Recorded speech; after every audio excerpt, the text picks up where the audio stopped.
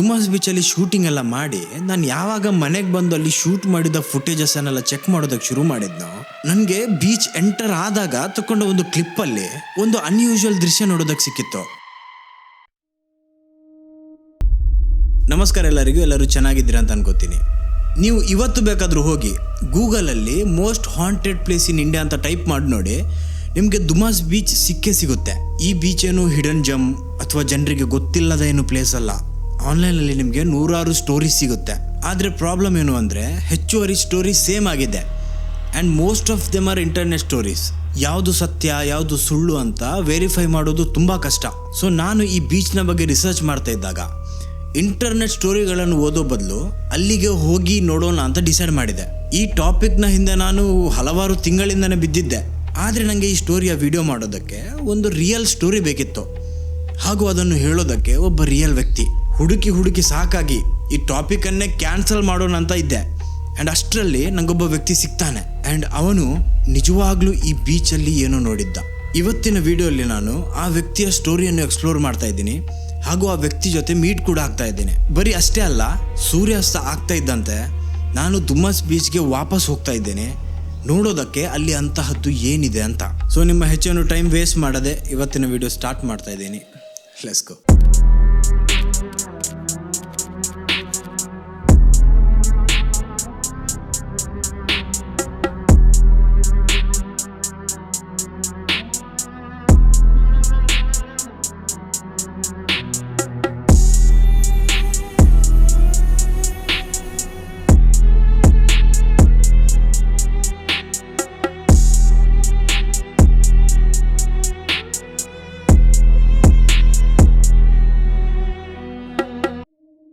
ಇಂಟರ್ನೆಟ್ಟಲ್ಲಿ ನೀವು ದುಮಾಸ್ ಬೀಚ್ ಅಂತ ಟೈಪ್ ಮಾಡಿದರೆ ನಿಮಗೆ ಒಂದು ಸ್ಟ್ರೇಂಜ್ ವಿಷಯ ನೋಡೋದಕ್ಕೆ ಸಿಗುತ್ತೆ. ಈ ಸ್ಟ್ರೇಂಜ್ ವಿಷಯ ಅಲ್ಲಿನ ಫೋಟೋಸ್, ರೆಕಮೆಂಡೇಶನ್ ಅಥವಾ ಟ್ರಾವೆಲ್ ಗೈಡ್ ಅಲ್ಲ, ಕತೆಗಳು, ನೂರಾರು ಕತೆಗಳು. ಜನರು ಅಲ್ಲಿ ಸದ್ದು ಕೇಳಿದ ಕತೆಗಳು, ಜನರು ಆತ್ಮ ನೋಡಿದ ಕತೆಗಳು. ಟ್ರಾವೆಲ್ ವೆಬ್ಸೈಟಲ್ಲಿ ಒಂದು ಕತೆ ಇದ್ದರೆ ಬ್ಲಾಗ್ ಪೋಸ್ಟ್ಗಳಲ್ಲಿ ಇನ್ನೊಂದು ಕತೆ, ಯೂಟ್ಯೂಬ್ ವಿಡಿಯೋಸ್ಗಳಲ್ಲಿ ಒಂದು ಕತೆ ಇದ್ದರೆ ಅಲ್ಲಿನ ಲೋಕಲ್ಸ್ಗಳ ಬಾಯಲ್ಲಿ ಇನ್ನೊಂದು ಕತೆ. ಇದೇನು ಈಗ ಜನರು ಹೇಳೋದಕ್ಕೆ ಶುರು ಮಾಡಿದ ಕತೆ ಅಲ್ಲ, ರಾಜ ಮಹಾರಾಜಗಳ ಕಾಲದಿಂದನೂ ಜನರು ಹೇಳ್ತಾ ಇರುವ ಕತೆ ಇದು. ಒಂದು ಸ್ಥಳ ಇಷ್ಟು ವರ್ಷದವರೆಗೆ ಈ ಒಂದು ರೆಪ್ಯುಟೇಷನ್ ಅನ್ನು ಹೋಲ್ಡ್ ಮಾಡಬೇಕಾದ್ರೆ ಅಂತಹದಲ್ಲಿ ಏನಿದೆ? ಈ ದುಮಾಸ್ ಬೀಚ್ ಯಾಕೆ ಇಷ್ಟು ಹಾಂಟೆಡ್ ಆಗಿದೆ ಅನ್ನೋದಕ್ಕೆ ಅಲ್ಲಿನ ಲೋಕಲ್ಸ್ಗಳ ಪ್ರಕಾರ ಈ ದುಮಾಸ್ ಬೀಚ್ ಒಂದು ಪಾಪ್ಯುಲರ್ ಬೀಚ್ ಆಗೋ ಮೊದಲು ಇದೊಂದು ಸ್ಮಶಾನ ಆಗಿತ್ತಂತೆ. ಇಲ್ಲಿ ನೂರಾರು ಶವಗಳನ್ನು ಸುಡಲಾಗಿತ್ತಂತೆ. ನೀವು ಈಗನೂ ಆ ಬೀಚ್ಗೆ ಹೋದ್ರೆ ನಿಮಗೆ ಅಲ್ಲಿನ ಮರಳು ಬೇರೆ ಬೀಚಿನ ಥರ ಹಳದಿ ಬಣ್ಣದ್ದು ಅಥವಾ ಬಿಳಿ ಬಣ್ಣದ್ದು ನೋಡೋದಕ್ಕೆ ಸಿಗೋದಿಲ್ಲ. ಅಲ್ಲಿನ ಮರಳು ಕಪ್ಪು ಬಣ್ಣದಾಗಿದೆ. ಅಲ್ಲಿನ ಲೋಕಲ್ ಬಿಲೀಫ್ಸ್ ಪ್ರಕಾರ ಈ ಮರಳು ಕಪ್ಪು ಬಣ್ಣದಾಗೋದಕ್ಕೆ ಕಾರಣ ಬೂದಿ ಅಂತೆ. ಎಸ್, ಅದೇ ಶವಗಳನ್ನು ಸುಟ್ಟ ಬೂದಿ. ಆದರೆ ಈ ಕಡೆ ಸೈನ್ಸ್ ಇದಕ್ಕೆ ನ್ಯಾಚುರಲ್ ಜಿಯೋಲಾಜಿಕಲ್ ರೀಸನಿಂಗ್ಸ್ ಅನ್ನು ಕೊಡುತ್ತೆ, like high concentrate of iron ಹಾಗೂ ಮಿನರಲ್ಸ್. ಆದರೆ ಲೋಕಲ್ ಬಿಲೀಫ್ಸ್ ಮಾತ್ರ ಇದೇ ಆಗಿದೆ. ಆಲ್ಸೋ ಇಲ್ಲಿನ ಲೋಕಲ್ ಬಿಲೀಫ್ಸ್ ಪ್ರಕಾರ ಇಲ್ಲಿ ಯಾರ ಅಂತ್ಯ ಸಂಸ್ಕಾರ ಆಗಿದೆ ನೋಡಿ, ಅವರ ಆತ್ಮ ಇದೇ ಜಾಗದಲ್ಲಿ ಉಳಿದುಕೊಂಡಿದೆ ಅಂತೆ. ಒಂದಲ್ಲ ಎರಡಲ್ಲ, ನೂರಾರು ಆತ್ಮಗಳು. ಇದೇ ಕಾರಣದಿಂದ ದುಮಾಸ್ ಬೀಚ್ ಜಗತ್ತಿನ ಅತಿ ಹಾಂಟೆಡ್ ಪ್ಲೇಸ್ ಅಲ್ಲಿ ನಂಬರ್ 1 ಸ್ಪಾಟ್ ಅಲ್ಲಿ ಇದೆ. ಕೆಲವು ಕ್ಲೇಮ್ಸ್ ಪ್ರಕಾರ ರಾತ್ರಿ ಈ ಬೀಚಿಗೆ ಯಾರಾದ್ರೂ ಹೋದ್ರೆ ಅವರಿಗೆ ಯಾರೋ ಅವರ ಹೆಸರು ಕರೆದಂತೆ ಫೀಲ್ ಆಗುತ್ತಂತೆ, ಯಾರೋ ಅವರನ್ನು ಹಿಂಬಾಲಿಸಿದಂತೆ ಫೀಲ್ ಆಗುತ್ತಂತೆ. ಮತ್ತೆ ಕೆಲವು ಕ್ಲೇಮ್ಸ್ ಇಲ್ಲಿಗೆ ಸೀಮಿತವಲ್ಲ, ಕೆಲವು ಎಕ್ಸ್ಟ್ರೀಮ್ ಕ್ಲೇಮ್ಸ್ ಇದೆ, ಲೈಕ್ ಟೂರಿಸ್ಟ್ಗಳು ಮಿಸ್ಸಿಂಗ್ ಆಗೋದು, ಆ ಬೀಚಲ್ಲಿ ಅನ್ಯಾಚುರಲ್ ಡೆತ್ಸ್ ಆಗೋದು, ಮರಳಿನ ಅಡಿಯಿಂದ ಕೈಗಳು ಬಂದು ಕಾಲನ್ನು ಹಿಡ್ಕೊಳ್ಳೋದು. ಇಂಥ ಕ್ಲೇಮ್ಸ್ಗಳು ನಿಮಗೆ ಬೇರೆ ಬೇರೆ ಜಾಗದಲ್ಲಿ ನೋಡೋದಕ್ಕೆ ಸಿಗುತ್ತೆ. ಆದರೆ ಇಶ್ಯೂ ಏನು ಅಂದರೆ ಇದಕ್ಕೊಂದು ಪ್ರಾಪರ್ ಸೋರ್ಸ್ ಸಿಗೋದಿಲ್ಲ. ಆ್ಯಂಡ್ ಇದೇ ಕಾರಣದಿಂದ ಈ ಕ್ಲೇಮ್ಸ್ಗಳನ್ನು ವೆರಿಫೈ ಮಾಡೋದು ತುಂಬ ಕಷ್ಟ. ಈ ಕ್ಲೇಮ್ಸ್ಗಳೇ ಈ ಜಾಗವನ್ನು ಇಷ್ಟು ಮಿಸ್ಟೀರಿಯಸ್ ಮಾಡೋದು.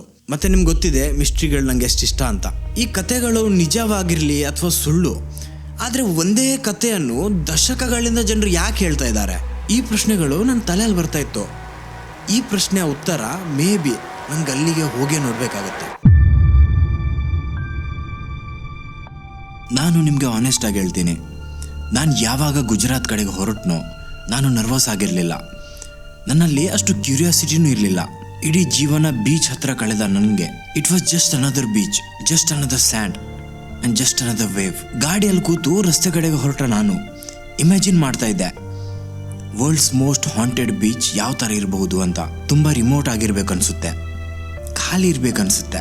ಬೀಚ್ ಹತ್ತಿರ ತುಂಬಾ ಕ್ರೀಪಿ ಕಾಣುವ ದೊಡ್ಡ ದೊಡ್ಡ ಮರಗಳು ಇರ್ಬೇಕನ್ಸುತ್ತೆ.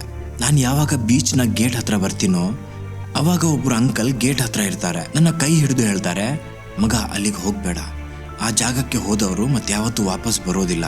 Just like A cinema. ನಾನು ಮಾಡಿದ್ದೆ, ನಿಜವಾಗ್ಲೂ ಇಮ್ಯಾಜಿನ್ ಮಾಡಿದ್ದೆ. ಆದರೆ ನಾನು ಯಾವಾಗ ಅಲ್ಲಿಗೆ ಹೋಗಿ ಮುಟ್ಟಿದ್ನೋ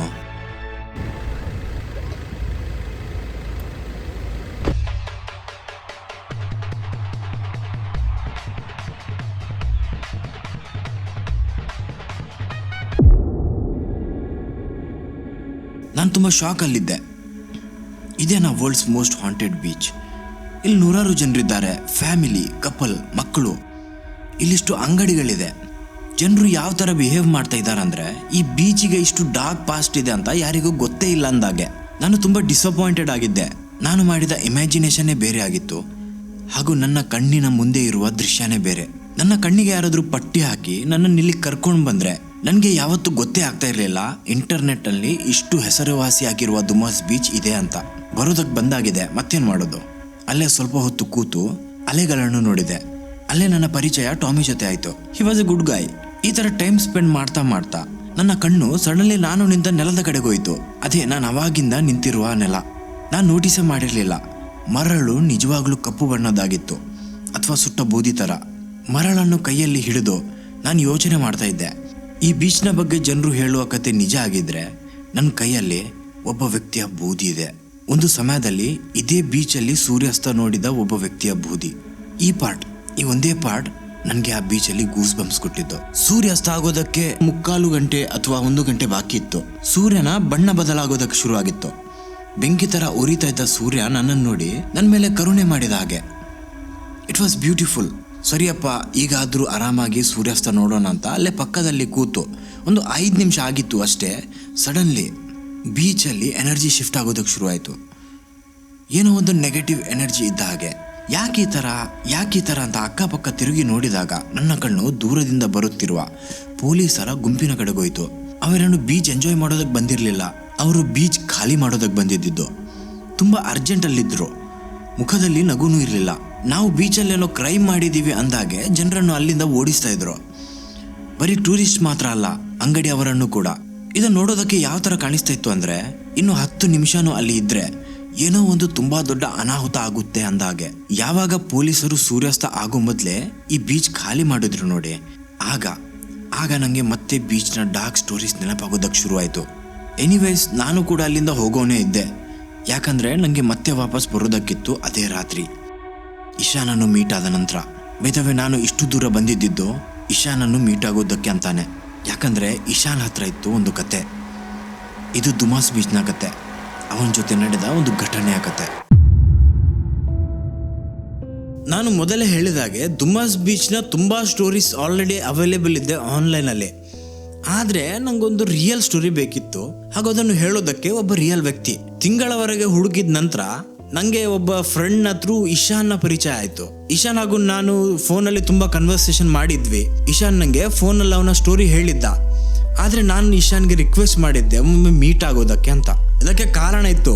ಯಾಕಂದರೆ ನನಗೆ ನಿಜವಾಗ್ಲೂ ನೋಡಬೇಕಿತ್ತು ಇಶಾನ್ ನಿಜ ಹೇಳ್ತಾ ಇದ್ದಾನ ಅಥವಾ ಸುಳ್ಳು. ತುಂಬ ರಿಕ್ವೆಸ್ಟ್ ಮಾಡಿದ ನಂತರ ಇಶಾನ್ ಒಂದಿನ ಮೀಟ್ ಆಗೋದಕ್ಕೆ ಒಪ್ಕೋತಾನೆ. ಆದರೆ ಅವನದ್ದು ಕೆಲವು ಕಂಡೀಷನ್ಸ್ ಇತ್ತು. ಫಸ್ಟ್ ಏನು ಅಂದರೆ ಅವನ ಐಡೆಂಟಿಟಿಯನ್ನು ರಿವೀಲ್ ಮಾಡಬಾರ್ದು. ಎರಡನೇದು ಕತ್ತಲಾಗೋ ಮೊದಲೇ ಅವನ ಜೊತೆ ಮೀಟ್ ಆಗಬೇಕು. ಈ ಕಂಡೀಷನ್ ನಂಗೆ ಓಕೆ ಆಗಿತ್ತು. ಸೊ ನಾನು ಕೂಡ ಒಪ್ಕೊಂಡೆ. ಅವತ್ತು ಸಂಜೆ ಬೀಚ್ನಿಂದ ಹೊರಟ ನಾನು ಇಶಾನ್ ಜೊತೆ ಮೀಟ್ ಆಗೋದಕ್ಕಂತ ಅವನು ಹೇಳಿದ ಲೊಕೇಶನ್ಗೆ ಹೋಗಿದ್ದೆ. ಈ ಲೊಕೇಶನ್ ಬೇರೆ ಎಲ್ಲೂ ಆಗಿರಲಿಲ್ಲ, ಅದೇ ದುಮಾಸ್ ಬೀಚ್ನ ಒಂದು ಹಿಡನ್ ಸ್ಪಾಟ್ ಆಗಿತ್ತು. ನಾನು ಆಲ್ರೆಡಿ ಲೇಟ್ ಆಗಿತ್ತು ಅಲ್ಲಿ ರೀಚ್ ಆಗುವಾಗ. ಸೊ ಇಶಾನ್ ಹೆಚ್ಚೇನು ಮಾತನಾಡದೆ ನನ್ನನ್ನು ಇನ್ಸಿಡೆಂಟ್ ನಡೆದ ಜಾಗಕ್ಕೆ ಕರ್ಕೊಂಡು ಹೋಗ್ತಾನೆ. ಬೇಗ ಅಲ್ಲಿನ ಪ್ಲೇಸಸ್ಗಳನ್ನು ತೋರಿಸ್ತಾನೆ.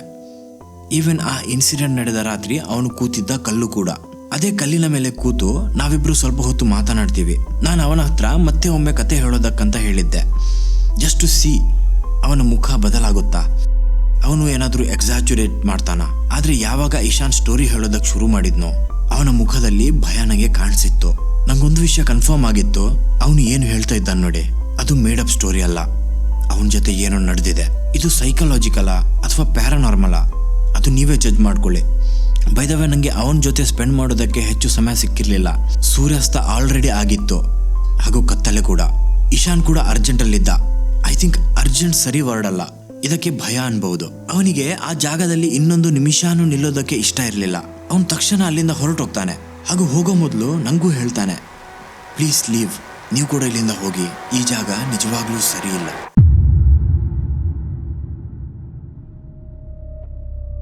ಓಕೆ, ಈಗ ನೀವೆಲ್ಲರೂ ಕಾತುರತೆಯಿಂದ ಕಾಯ್ತಿರೋ ಟೈಮ್ ಬಂದಿದೆ, ಸ್ಟೋರಿ ಟೈಮ್. ಈ ಸ್ಟೋರಿಯನ್ನು ನಾನು ಇಶಾನಿಂದ ಶುರು ಮಾಡ್ತೀನಿ. ಇಶಾನ್ ಒಬ್ಬ ಟೀನೇಜರ್ ಆಗಿದ್ದ. ಆ ಟೈಮಲ್ಲಿ ಅವನ ಮನೆ ಈ ದುಮಾಸ್ ಬೀಚ್ನಿಂದ ಒಂದು 4-5 ಕಿಲೋಮೀಟರ್ ದೂರ ಇದ್ದಿದ್ದಷ್ಟೇ. ಅವನು ಹುಟ್ಟಿದ್ದು ಬೆಳೆದಿದ್ದು ಎಲ್ಲ ಇದೇ ಏರಿಯಾದಲ್ಲಿ. ಆ ಏರಿಯಾದಲ್ಲಿದ್ದ ಬೇರೆಯವ್ರ ಥರಾನೇ ಇಶಾನ್ ಕೂಡ ಚಿಕ್ಕಂದಿನಿಂದ ಈ ಬೀಚ್ನ ಸ್ಟೋರೀಸ್ಗಳನ್ನು ಕೇಳ್ಕೊಂಡೇ ಬೆಳೆದವನು. ಇಲ್ಲಿ ಜನರು ಕಾಣೆ ಆಗ್ತಾರೆ, ಇಲ್ಲಿ ಶಬ್ದಗಳು ಕೇಳಿಸುತ್ತೆ, ಈ ಪ್ಲೇಸ್ ಸರಿ ಇಲ್ಲ, ಈ ತರ ಎಲ್ಲ. ಆದ್ರೆ ಇಶಾನ್ ಈ ಬೀಚ್ಗೆ ಚಿಕ್ಕಂದಿನಿಂದ ಸುಮಾರು ಸರಿ ಬಂದಿದ್ದ.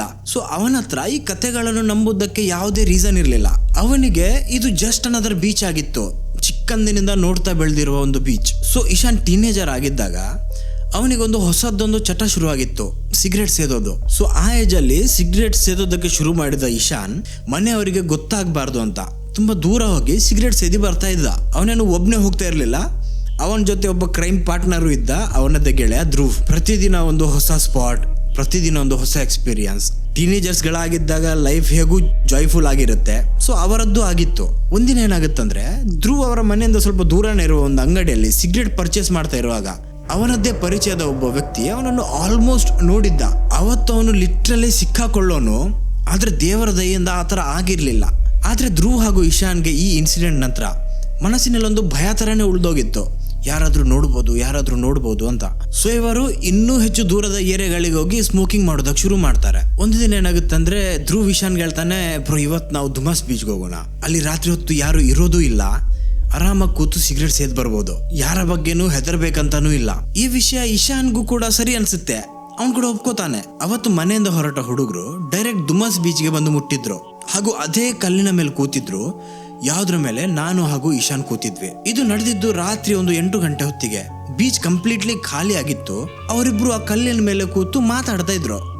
ಮಾತಾಡ್ತಾ ಇಶಾನ್ ಧ್ರುವ್ ಹತ್ರ ಸಿಗರೇಟ್ ಕೇಳ್ತಾನೆ. ಸಿಗರೇಟ್ ಬೈದವೆ ಧ್ರುವ್ ಹತ್ರನೇ ಇದ್ದಿದ್ದು. ಸೊ ಧ್ರುವ್ ಕಿಸೆಗೆ ಕೈ ಹಾಕಿ ಸಿಗರೇಟ್ ಹೊರಗೆ ತೆಗಿತಾನೆ. ಆದ್ರೆ ಸಿಗರೇಟ್ ಹೊರಗೆ ತೆಗೆದಾಗ ಅವನಿಗೆ ರಿಯಲೈಸ್ ಆಗುತ್ತೆ, ಅವನು ಲೈಟರ್ ತಂದಿಲ್ಲ ಅಂತ.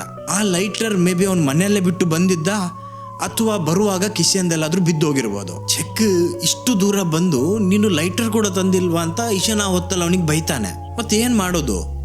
ಆ ಕಡೆ ಈ ಕಡೆ ನೋಡಿದ್ರೆ ದೂರದವರೆಗೆ ಒಬ್ಬ ವ್ಯಕ್ತಿ ಕೂಡ ಇಲ್ಲ. ಹಾಗೂ ಅಂಗಡಿಗಳೆಲ್ಲ 6:30-7 ಗಂಟೆಗೆ ಬಂದಾಗಿದೆ. ಈ ಏರಿಯಾ ಕೂಡ ಸ್ವಲ್ಪ ಸ್ಟ್ರೇಂಜ್, ಕಂಪ್ಲೀಟ್ಲಿ ನಿರ್ಜನ ಪ್ರದೇಶ ಇದು. ಇಶಾನ್ ಹಾಗೂ ಧ್ರುವ್ನ ಜಾಗದಲ್ಲಿ ಬೇರೆ ಯಾರಾದ್ರೂ ಆಗಿದ್ರೆ ಅವ್ರು ಅಲ್ಲೇ ಸ್ವಲ್ಪ ಹೊತ್ತು ಟೈಮ್ ಸ್ಪೆಂಡ್ ಮಾಡಿ ಅಲ್ಲಿಂದ ಡೈರೆಕ್ಟ್ ಮನೆಗೆ ಹೋಗುವವರು. ಆದ್ರೆ ಈ ಹುಡುಗರು ಅಷ್ಟು ದೂರ ಬಂದಿದ್ದು ಬರೀ ಸ್ಮೋಕಿಂಗ್ ಮಾಡೋದಕ್ಕೆ. ಸೊ ಅವ್ರು ಸ್ಮೋಕಿಂಗ್ ಮಾಡದೆ ಅಲ್ಲಿಂದ ಹೋಗುವವರಲ್ಲ. ಧ್ರುವ್ ಹೇಳ್ತಾನೆ, ನೀ ಇಲ್ಲೇ ಕೂತಿರು, ನಾ ಹೀಗೆ ಹೋಗಿ ಲೈಟರ್ ತಕೊಂಡು ಹೀಗೆ ಬಂದ್ಬಿಡ್ತೀನಿ. ಸೊ ಇಶಾನ್ ಒಪ್ಕೋತಾನೆ. ಧ್ರುವ್ ಆ ಕಲ್ಲಿನಿಂದ ಹೇಳ್ತಾನೆ ಹಾಗೂ ಹಿಂದ್ಗಡೆ ನಡೆಯೋದಕ್ಕೆ ಶುರು ಮಾಡ್ತಾನೆ. ಹಿಂದ್ಗಡೆ ಒಂದು ಕಾಲು ದಾರಿ ಇತ್ತು, ದಾರಿಯಿಂದ ಅವ್ನು ಡೈರೆಕ್ಟ್ ಅವನು ಗಾಡಿ ಕಡೆಗೆ ಹೋಗಿದ್ದು. ಈಗ ಇಶಾನ್ ಈ ಕಂಪ್ಲೀಟ್ ಬೀಚಲ್ಲಿ ಬರೀ ಒಬ್ನೇ ಇದ್ದಿದ್ದು, ಅದು ಕೂಡ ಕತ್ತಲೆಯಲ್ಲಿ ಆ ಕಲ್ಲಿನ ಮೇಲೆ. ಆ ಹೊತ್ತಲ್ಲಿ ಇಶಾನ್ಗೆ ಸ್ವಲ್ಪನೂ ಹೆದರಿಕೆ ಆಗಿರ್ಲಿಲ್ಲ. ಇನ್ಫ್ಯಾಕ್ಟ್ ಆ ಒಂದು ಮೂಮೆಂಟ್ ಏನಿದೆ, ಅವನಿಗೆ ಅದು ಪೀಸ್ಫುಲ್ ಅಂತ ಅನ್ಸಿತ್ತು. ಅಲ್ಲೇ ಕೂತು ನೀರಿನ ಕಡೆ ನೋಡ್ತಾ ಅಲೆಗಳ ಸದ್ದುಗಳನ್ನು ಕೇಳ್ತಾ ಕೂತಿದ್ದ ಇಶಾನ್ಗೆ ಆ ಒಂದು ಮೂಮೆಂಟ್ ಏನಿದೆ ಅದು ಇವತ್ತಿನವರೆಗೆ ನೆನಪಿದೆ. ಒಂದು ವಿಷಯ ನೋಟ್ ಮಾಡಿ, ದುಮಾಸ್ ಬೀಚ್ ಕತ್ತಲಲ್ಲೇನಿದೆ ಅದು ಕಂಪ್ಲೀಟ್ಲಿ ಒಂದು ಬೇರೆನೇ ಲೋಕ ತರ ಕಾಣಿಸುತ್ತೆ. ಅದು ಹೇಗಂತ ಹೇಳ್ತೀನಿ ನೋಡಿ. ಅಲ್ಲಿನ ಮರಳು ಕಪ್ಪು ಹಾಗೂ ರಾತ್ರಿ ಹೊತ್ತು ಆಕಾಶನೂ ಕಪ್ಪು. ಬರೀ ಈ ಒಂದು ಅಲೆಗಳ ಮೇಲೆ ಚಂದ್ರನ ಬೆಳಕು ಬಿದ್ದಾಗ ಅದು ಯಾವ ತರ ಕಾಣಿಸುತ್ತೆ ಅಂದ್ರೆ, ಈ ನೀರು ನೆಲದಲ್ಲಿ ಅಲ್ಲ, ಗಾಳಿಯಲ್ಲಿ ತೇಲ್ತಾ ಇದ್ದಾಗ ಕಾಣಿಸುತ್ತೆ. ಇದನ್ನು ನಾನು ಕೂಡ ಎಕ್ಸ್ಪೀರಿಯನ್ಸ್ ಮಾಡಿದ್ದೆ.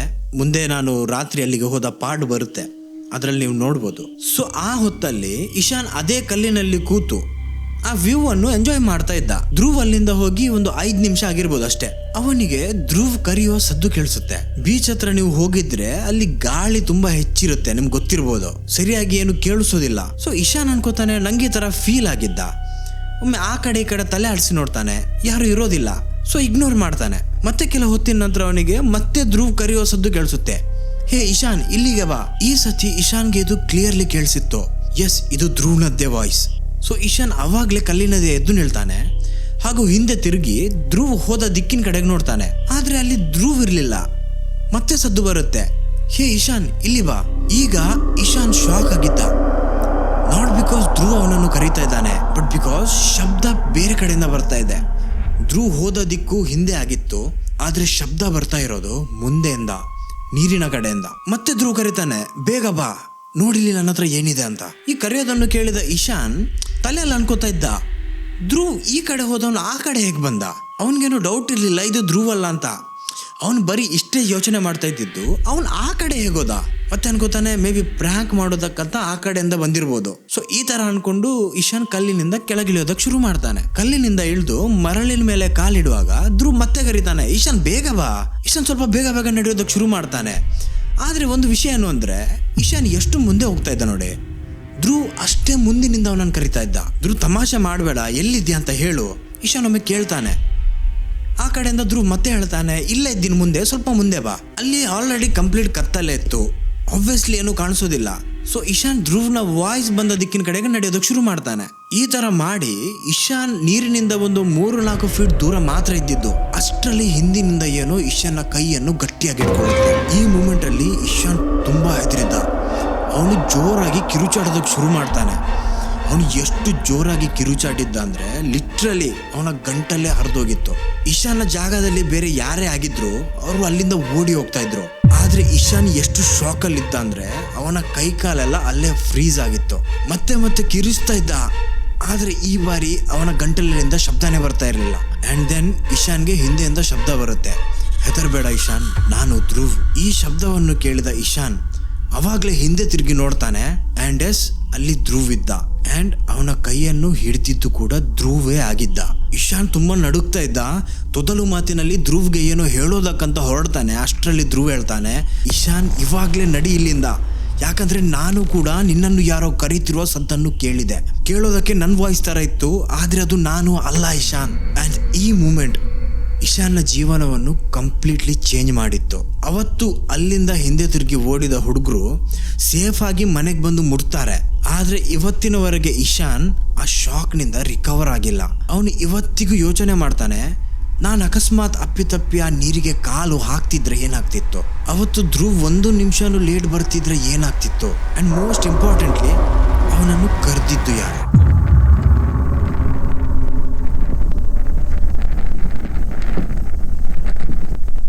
ಅವತ್ತು ರಾತ್ರಿ ಆ ಬೀಚ್ ಕಡೆ ಬಂದಾಗ ಆ ಬೀಚ್ನ ಬಗ್ಗೆ ಇದ್ದ ನನ್ನ ಕಂಪ್ಲೀಟ್ ಒಪಿನಿಯನ್ನೇ ಚೇಂಜ್ ಆಗಿತ್ತು. ಯಾಕಂದ್ರೆ ಅಲ್ಲಿಗೆ ಬಂದಾಗ ನಾನು ನೋಟಿಸ್ ಮಾಡಿದ್ದು ಸೈಲೆನ್ಸ್, ಪೀಸ್ ಅಲ್ಲ, ಸೈಲೆನ್ಸ್. ಒಂದು ಸಣ್ಣ ಶಬ್ದನೂ ನಿಮ್ಮ ತಲೆ ಜೊತೆ ಆಟ ಆಡುವಂತಹ ಸೈಲೆನ್ಸ್. ನಾನು ಯಾವಾಗ ಆ ಬೀಚ್ನ ಮರಳಿನ ಮೇಲೆ ಕಾಲಿಟ್ನೋ, ನಾನು ಈ ಜಾಗಕ್ಕೆ ಯಾವತ್ತೂ ಬಂದೇ ಇಲ್ಲ ಅಂದಾಗೆ ಫೀಲ್ ಆಗಿತ್ತು. ಆದರೆ ನಾನು ಲಿಟ್ರಲಿ ಅದೇ ದಿನದ ಹಗಲಿನಲ್ಲಿ ಅದೇ ಪ್ಲೇಸಲ್ಲಿದ್ದೆ. ಹಾಗೂ ಕೆಲವೇ ಗಂಟೆಗಳ ಹಿಂದೆ ಈ ಪ್ಲೇಸ್ ಕಂಪ್ಲೀಟ್ಲಿ ನಾರ್ಮಲ್ ಆಗಿತ್ತು. ಜನಸಾಗರನೇ ನೆರೆದಿತ್ತು, ಅಂಗಡಿಗಳಿತ್ತು. ಆದರೆ ರಾತ್ರಿ ಅದೇ ಅಂಗಡಿಯ ಮುಂದೆ ನಡೆಯುವಾಗ ನಾನೊಂದು ಹಾರರ್ ಮೂವಿಯ ಒಳಗೆ ಇದ್ದೀನಂದಾಗ ಫೀಲ್ ಆಗಿತ್ತು. ಇಡೀ ಬೀಚಲ್ಲಿ ಕತ್ತಲೆ, ಸ್ವಲ್ಪನೂ ಬೆಳಕಿರಲಿಲ್ಲ. ಅಂಗಡಿಗಳು ಬಂದಾಗಿತ್ತು. ಅಂಗಡಿ ಮಾಲೀಕರು ಅವರ ಕುರ್ಚಿ ಹಾಗೂ ಟೇಬಲ್ ಅನ್ನು ಹಾಗೆ ಬೀಚ್ನ ಪಕ್ಕದಲ್ಲೇ ಬಿಟ್ಟು ಹೋಗಿದ್ರು. ಇದನ್ನು ನೋಡುವಾಗ ಅವರ ಹೊತ್ತಿನ ವ್ಯಾಪಾರದ ನಂತರ ಅಂಗಡಿ ಕ್ಲೋಸ್ ಮಾಡಿ ಮನೆಗೆ ಹೋದ ತರ ಕಾಣಿಸ್ತಾ ಇರಲಿಲ್ಲ. ಎಲ್ಲವನ್ನು ಬಿಟ್ಟು ಗಡಿಬಿಡಿಯಲ್ಲಿ ಅಲ್ಲಿಂದ ಓಡಿ ಹೋದ ತರ ಕಾಣಿಸ್ತಾ ಇತ್ತು. ಬಟ್ ನಾನು ಅಲ್ಲಿಗೆ ಬಂದಿದ್ದು ಒಂದು ಮಿಷನ್ಗೋಸ್ಕರ. ನಂಗೂ ನೋಡ್ಬೇಕಿತ್ತು, ನಂಗೂ ಕೇಳಬೇಕಿತ್ತು ಇಶಾನ್ ಏನ್ ಕೇಳಿದ್ನು ಅದನ್ನು. ಸೊ ನಾನು ತಕ್ಷಣ ಹೋಗಿ ಒಂದು ಕುರ್ಚಿಯನ್ನು ತಕೊಂಡು ನೀರಿನಿಂದ ಕೆಲವೇ ದೂರ ತಂದು ಇಟ್ಟೆ. ಹಾಗೂ ಅದರಲ್ಲಿ ಕೂತು ಫೋಕಸ್ ಮಾಡಿ ಕೇಳೋದಕ್ಕೆ ಪ್ರಯತ್ನ ಪಟ್ಟೆ. 30 ನಿಮಿಷ ಕಳೀತು, 1 ಗಂಟೆ ಕಳೀತು. ನಾನು ಕೂತಲ್ಲೇ ಕೂತಿದ್ದೆ. ಇಶಾನ್ನ ಸ್ಟೋರಿ ನೆನಪು ಮಾಡ್ತಾ ಇದ್ದೆ. ಧ್ರುವ್ ಅವನ ಕೈಯನ್ನು ಹಿಡಿದ ಇನ್ಸಿಡೆಂಟ್ ಅನ್ನು ನೆನಪು ಮಾಡ್ತಾ ಇದ್ದೆ. ಅಂಡ್ ಫನ್ ಫ್ಯಾಕ್ಟ್ ಏನು ಅಂದ್ರೆ, ನಾನು ಎಕ್ಸಾಕ್ಟ್ಲಿ ಅದೇ ಪ್ಲೇಸಲ್ಲಿ ಕೂತಿದ್ದೆ ಎಲ್ಲಿ ಧ್ರುವ್ ಇಶಾನ್ನ ಕೈಯನ್ನು ಹಿಡಿದಿದ್ದ. ಆ ಬೀಚಲ್ಲಿ ಏನಿದೆ, ಏನು ಶಕ್ತಿ ಇದೆ ಅಂತ ನಂಗೆ ಗೊತ್ತಿಲ್ಲ. ಆದ್ರೆ ನಾನು ನಿಜವಾಗ್ಲೂ ಅದರ ಮಡಿಲಿನಲ್ಲೇ ಕೂತಿದ್ದೆ. ಅದೃಷ್ಟವಶಾತ್ ಅಲ್ಲ ಅಥವಾ ದುರಾದೃಷ್ಟವಶಾತ್ ಅಲ್ಲ ಗೊತ್ತಿಲ್ಲ. ಆದ್ರೆ ನಂಗೆ ಆ ಮೂಮೆಂಟ್ ಅಲ್ಲಿ ಏನು ಕೇಳೋದಕ್ಕೆ ಸಿಕ್ಕಿರ್ಲಿಲ್ಲ. ಆದ್ರೆ ನಾನು ಅಲ್ಲಿ ಒಂದು ವಿಚಿತ್ರ ಘಟನೆಯನ್ನು ನೋಡಿದೆ. ನಾನು ಯಾವಾಗ ಆ ಬೀಚಿನ ಹತ್ರ ಕುರ್ಚಿಯಲ್ಲಿ ಕೂತಿದ್ನೋ ಗಂಟೆಗಳೇ ಕಳೆದಿತ್ತು. ತುಂಬಾ ಬೋರ್ ಆಗಿದ್ದೆ. ಬೋರಿಂಗ್ಗೆ ಕಾರಣ ಕೂಡ ಇತ್ತು.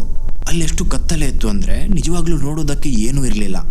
ಕಪ್ಪು ಬಣ್ಣದ ಗೋಡೆಯನ್ನು ಕತ್ತಲಲ್ಲಿ ನೋಡಿದ್ರೆ ಯಾವ ತರ ಕಾಣಿಸುತ್ತೆ, ಅದೇ ಆಗಿತ್ತು ನನ್ನ ವ್ಯೂ.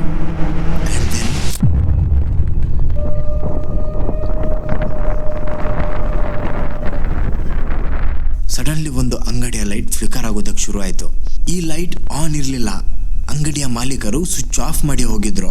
ಆದರೆ ನಾನು ಆ ಕುರ್ಚಿಯಲ್ಲಿ ಕೂತಿದ್ದಾಗ ನಂಗೆ ಗೊತ್ತಿಲ್ಲ ಯಾಕೆ, ಆದರೆ ಸಡನ್ಲಿ ಲೈಟ್ ಆನ್ ಆಯಿತು ಹಾಗೂ ಫ್ಲಿಕರ್ ಆಗೋದಕ್ಕೆ ಶುರುವಾಯಿತು. ನನ್ನ ರ್ಯಾಷನಲ್ ಮೆದುಳಿಗೆ ಲಾಜಿಕ್ ಬೇಕಿತ್ತು, ಹಾಗೂ ಇದರ ಹಿಂದೆ ಲಾಜಿಕಲ್ ಆನ್ಸರ್ ಇರೋದಕ್ಕೆ ಸಾಧ್ಯ ಇದೆ. ಮೇ ಬಿ ಹಳೆ ವೈರಿಂಗ್ನಿಂದ ಈ ಥರ ಆಗಿರಬೇಕು, ಮೇ ಬಿ ಸರ್ಕ್ಯೂಟ್ ಶಾರ್ಟ್ ಆಗಿರಬೇಕು, ಆಗಿರಲೂಬಹುದು. ಆದರೆ ಆ ಒಂದು ಪರ್ಟಿಕ್ಯುಲರ್ ಮೂಮೆಂಟಲ್ಲಿ ನನಗೆ ಇದು ಒಂದು ವಾರ್ನಿಂಗ್ ಸೈನ್ ಥರ ಫೀಲ್ ಆಯಿತು. ನನಗನ್ಸಿತು ನಾನು ಇಲ್ಲಿರೋದು ಮೇ ಬಿ ಅವ್ರಿಗೆ ಇಷ್ಟ ಇಲ್ಲ ಅನಿಸುತ್ತೆ, ಮೇ ಬಿ ಅವರು ನನಗೆ ಇಲ್ಲಿಂದ ಹೋಗೋದಕ್ಕೆ ಹೇಳ್ತಾ ಇದ್ದಾರೆ. ಇಶಾನ್ ಹೇಳಿದ ಹಾಗೆ ಈ ಘಟನೆ ನಡೆದ ನಂತರ ಮತ್ತೆ ಲೈಟ್ಸ್ ಕಂಪ್ಲೀಟ್ಲಿ ಆಫ್ ಆಯಿತು. ಈ ಹೊತ್ತಲ್ಲಿ ನಾನು ಕೂಡ ತುಂಬ ಅನ್ಕಂಫರ್ಟಬಲ್ ಫೀಲ್ ಮಾಡ್ತಾ ಇದ್ದೆ. ಸೊ ನಾನು ಕೂಡ ಅಲ್ಲಿಂದ ಎದ್ದು ಬೀಚ್ನ ಬೇರೆ ಪಾರ್ಟ್ಸ್ಗಳನ್ನು ಎಕ್ಸ್ಪ್ಲೋರ್ ಮಾಡೋದಕ್ಕಂತ ಹೋದೆ. ಅದೇ ಬೀಚಲ್ಲಿ ಒಂದು ಕಿಡ್ಸ್ ಪ್ಲೇ ಏರಿಯಾ ಕೂಡ ಇತ್ತು. ಈ ಏರಿಯಾ ಹಗಲಿನಲ್ಲಿ ಒಂದು ಫನ್ ಪ್ಲೇಸ್ ಆಗಿದೆ, ಆದರೆ ರಾತ್ರಿ ಹೊತ್ತು straight out of horror movie ಥರ ಕಾಣಿಸುತ್ತೆ.